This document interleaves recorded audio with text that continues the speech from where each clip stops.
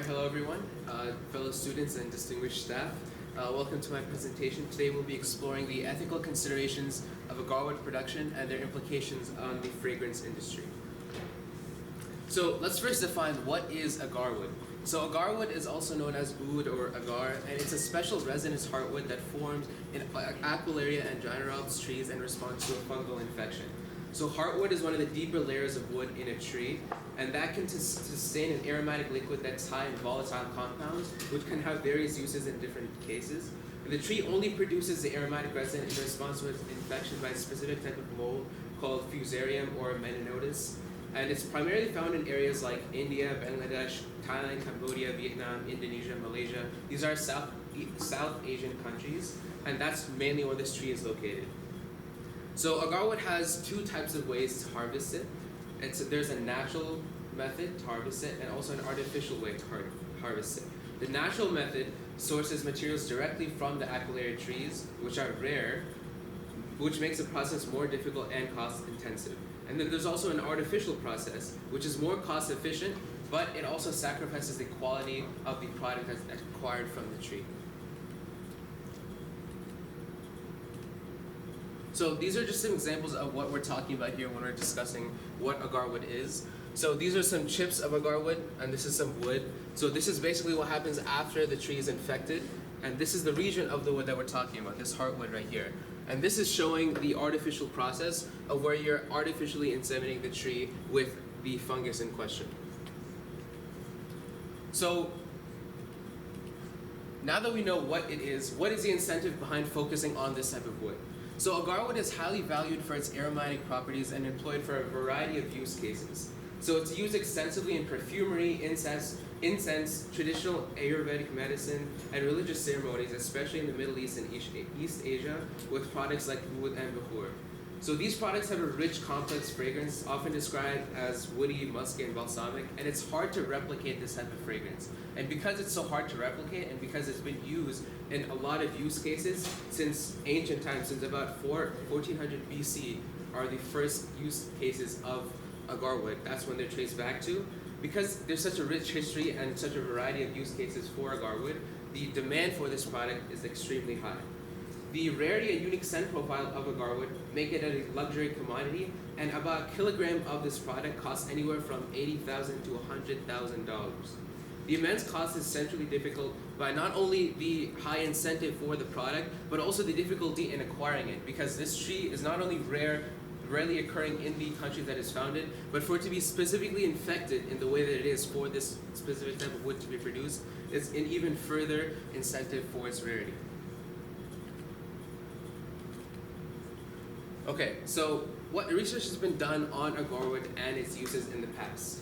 So in the past, mainly the main functions that have been analyzed are the agarwood formation mechanism. So as we discussed before, how exactly agarwood is produced in these trees, induction techniques, which is how they can be either artificially or naturally induced to produce agarwood, the chemical characterization or the incentives for why the agarwood is prized in its volatile compounds. So those compounds are, as we said, hard to be mimicked or reproduced aside from the agarwood itself.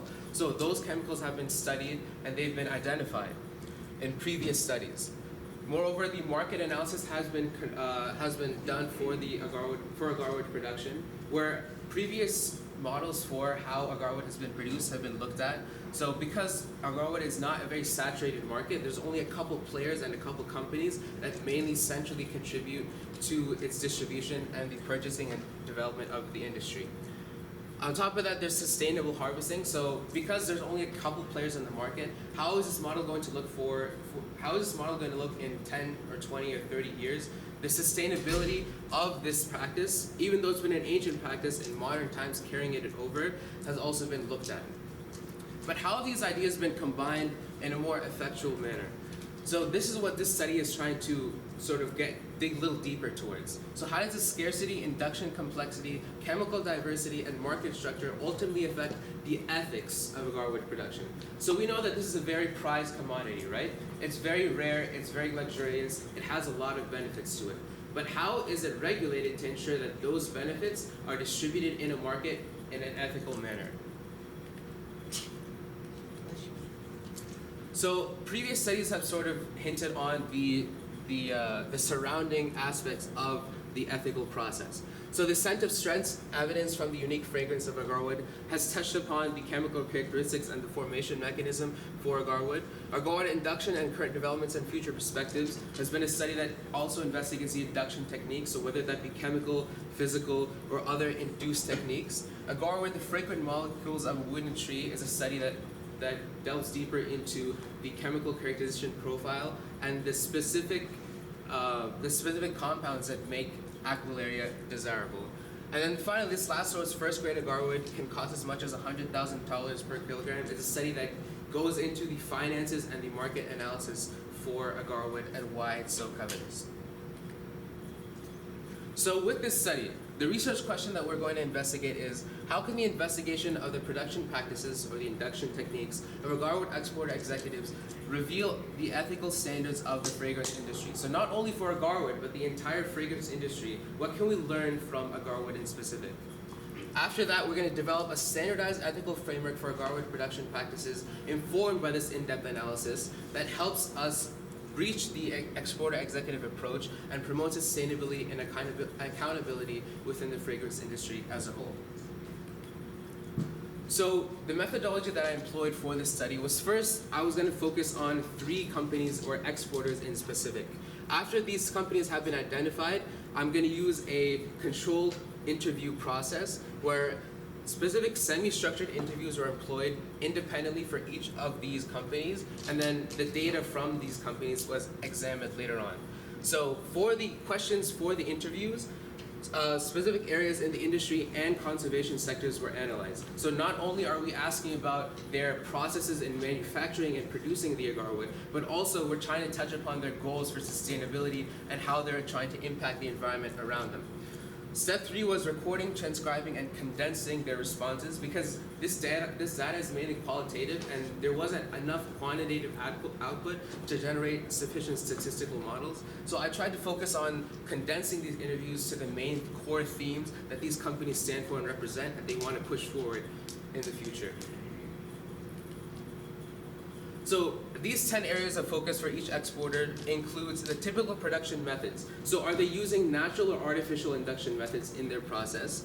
Their logistics and technique selection. Are they using more sustainable techniques or more get-rich-quick techniques in their marketing campaigns? What are their chief priorities as a company? What are the customer values that they think customers value from their perspective? How has their company evolved to suit new customer needs? How is the environmental impact? How have they impacted the environment and community from their own opinion? How do they rate themselves in their environmental and community impact? How do they see themselves dominating in the industry? Are they monopolizing the industry, or do they think that there's a fair free trade market? And moreover, after that, we're going to look at fair pricing and consumer reaction. So we've seen their impact from their perspective, but what do the consumers have to say, and what can we derive from testimonies from the consumers themselves?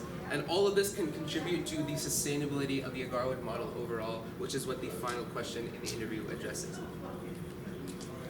So now that this has been stated, this is a brief overview of the results that have been gathered from the study. So in terms of the production techniques of the first interview company, the first interview company was Haga Oud, which is based in Vinh Toa province in Vietnam. So Vietnam is one of the central producers and exporters of agarwood, and their method was the natural method. So they employed the physical wound or physical harm way to synthesize agarwood. So remember when we mentioned in the beginning that agarwood can be synthesized from infection from mold or yeast. So that process can be physically induced by damage such as drilling or other physical manipulation of the tree itself. So this is their preferred means of deriving agarwood. They prioritize product quality and research and development, so they're trying to push and advance the quality of agarwood as much as possible, with less of an emphasis on the ecological impact of their practices.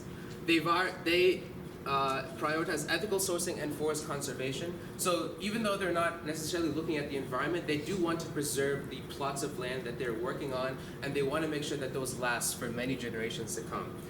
The customers that they mainly deal with value the authenticity of their product. So Haga Oud is a very diverse and multifaceted organization when it comes to oud production. They have suppliers and buyers from the entire world, and they're a very well-known brand. So because of that, their customers value the authenticity of the products that they have to implement. They also want to emphasize traceability and product transparency. So going back to how the customers really trust them with their products, they value product transparency and making sure that customers are aware exactly how the materials for their products are sourced, how they're distributed, and how they can eventually get into the hands of consumers. The environmental impact and community impact from their perspective are 4 and 8 respectively. So as we said earlier, environmental impact was not necessarily a huge concern for this company, but a community impact was. They really tied into their customers, and they wanted to make sure that they were prioritizing their needs. They viewed the entire agarwood industry as a moderately competitive industry. So when asked about whether the fact they were monopolizing or whether there was enough competition in the market, they said it was moderate. They didn't think it swayed one way or the other. Customer negotiations were necessary in certain instances with their transactions. So it wasn't always smooth sailing for this company. Sometimes they ran into roadblocks. They had to prioritize the needs of certain customers over others. So they, being a larger company and larger exporter, they had to make more tough calls when it came to customer needs. They also invested in restoration and stakeholder collaboration. So what that basically means is, in terms of their industry and looking forward for sustainability in the future, they really made sure that the investors in their company were aware of how their goals look like for the future in terms of conserving their products. For the second exporter that I interviewed was Agard Vietnam, also known as Chindan Biological Agarwood. So they're also based in Vietnam, but their approach is slightly different. They didn't take a natural induction method approach. Instead, they chose a synthetic development in a controlled environment. So instead of harvesting these agarwood trees naturally with physical induction or chemical induction or what have you, they chose to do it more in a lab setting where these samples would be taken in a more controlled manner and agarwood would be bred more systematically. Now remember, doing it this way artificially reduces the quality. So their emphasis was more in scalability and consistency with their product, making a product that's more repeatable as opposed to having less of a product that's more that has a higher quality. They prioritized innovation and market leadership. They really wanted to be at the forefront of agarwood production, and they didn't want to take any corners when it came to this factory mindset of producing agarwood. Their customers valued their reliability and transparency as well. So once again, we see transparency recur in their theme of what they value. They want to make sure that customers are aware of what they're doing. But in this case, authenticity isn't what's prioritized, it's reliability. They want something that's well known and true and trusted. They're also adapted to increase efficiency and expand product offerings. So they have a more diverse range of products that they have at their disposal. So if you recall from the beginning, agarwood has many uses, not only in perfume and incense. There's a lot of other uses that happen when it's burned. When it's burned is when the fragrance comes out of it. So that's one method of harvesting the agarwood and how to use it, essentially. So they control more of those use cases. They rated their environmental and community impact as a 2 and 7 respectively. So this is actually a little less than the previous exporter. They valued the environment even less. They cared more about efficiency. But they also maintained a high regard for the community impact. Their market, in their own words, carves out a niche. It didn't have a very competitive market. There's not a very competitive free market in this case, but instead they have a specific niche that they occupy. They want to make the most efficient product, and that's where they're staying. Customer affordability is prioritized, so that ties into more of the reproducibility of their product, and they invest in an inherently sustainable model. So they think that this model of efficiency is inherently sustainable. Finally, we have Indicana Oud, which is based in Assam, India. So this is basically blending the two themes from both. They blended both the natural and artificial methods for agarwood production. So not only were they using natural methods to produce their agarwood, they're also using lab techniques as well. They also prioritized local significance as well as market demand. So not only were they concerned about the communities they were taking the agarwood from, they're also concerned about overall the market demand and being as efficient as possible. Just a quick run through for the rest. They emphasize nature and culture, and they really emphasize more, as you can see, the environmental and community impact. These statistics are higher from themselves. They reported that they're more concerned about the environment and the community. So what were some limitations of this study? So this study scope, obviously I only focused on these 3 companies, and while they had varied portfolios and while they had varied interests and priorities, there still were only 3 companies, 2 of whom were in one country, Vietnam, and another which was in India. So that scope is only a small portion of all the companies that focus on agarwood. There's a lot of variability across different regions, and scales of operations might not be fully reflected in this study. So we've only focused on a specific, really simplified model of the supply chain of these companies and how they run their management. It's also relying on self-reported data from executives, so my interviews were conducted from representatives of these companies, and the data relied heavily on their responses. There wasn't a large pool to be accessed because it was an international study, and connections were a little bit more restrained. There was also a potential for response bias. So the interviewee might have tried to prompt a certain response just because I was asking them. They might not have given me the entire full truth, because it's an interview and they're aware that they're going to be asked about their company.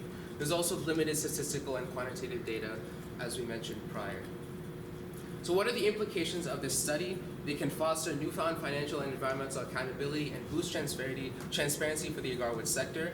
These updated policies can generate an executive input that aids in increasing production speed while being sustainable for agarwood.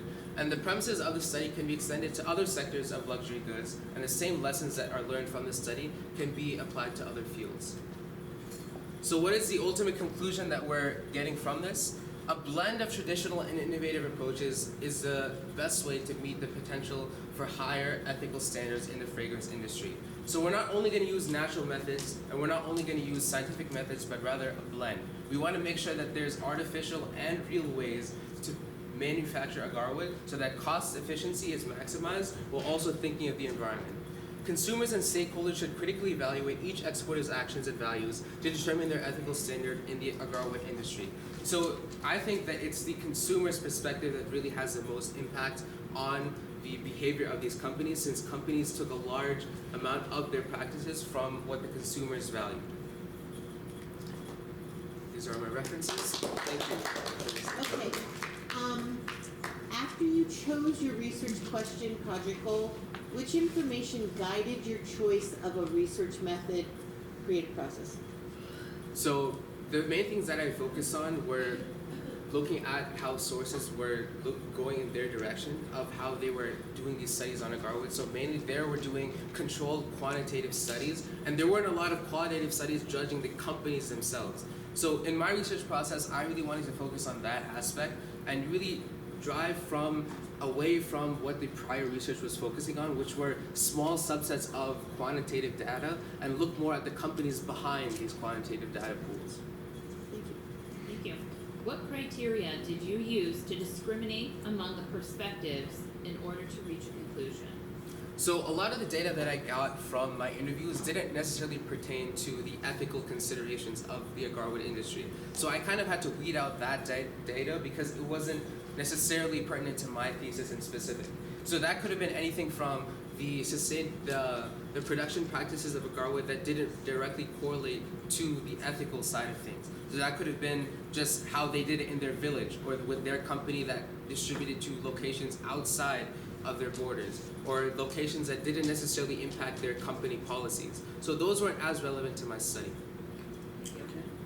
If you had 3 more weeks to work on this research, what additional research strategies would you put into practice?